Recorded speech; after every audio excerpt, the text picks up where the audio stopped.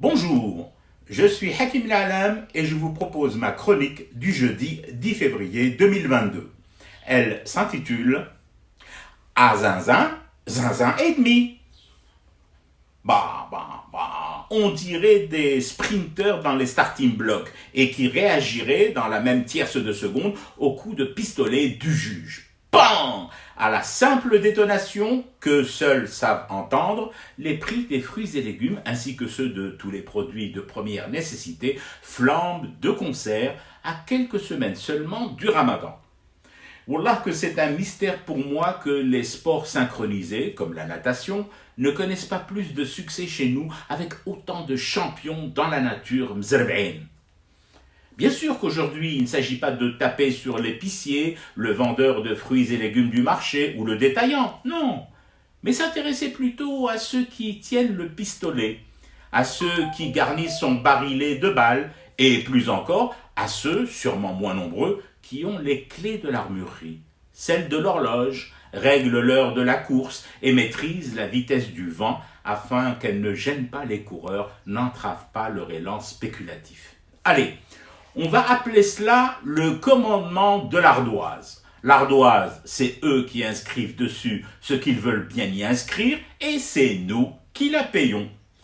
Vous remarquerez que dans ce genre de compétition, ce n'est que récemment qu'il a été décidé de mettre en place des commissions de lutte contre le dopage, une loi anti-spéculateur.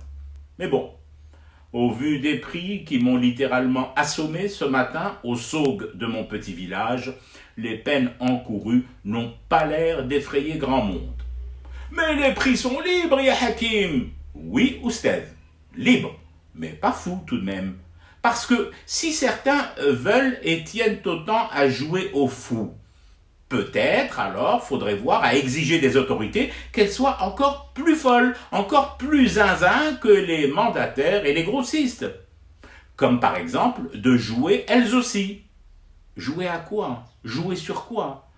Sur le barème des aides et subventions, sur certaines exonérations d'impôts et de charges, sur la traçabilité du circuit de facturation, il y a un tas de jeux de société à la disposition du législateur. Et je ne comprends pas qu'il ne s'amuse pas un peu plus, qu'il ne se divertisse pas plus souvent.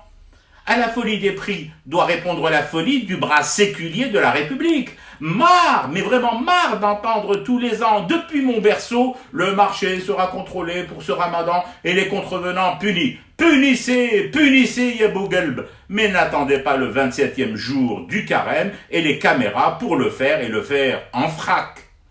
Je fume du thé acheté plus cher et je reste éveillé. Le cauchemar continue. C'était Hakim L'Alam, je vous retrouve samedi pour une autre chronique et une autre façon de dire son amour à l'Algérie.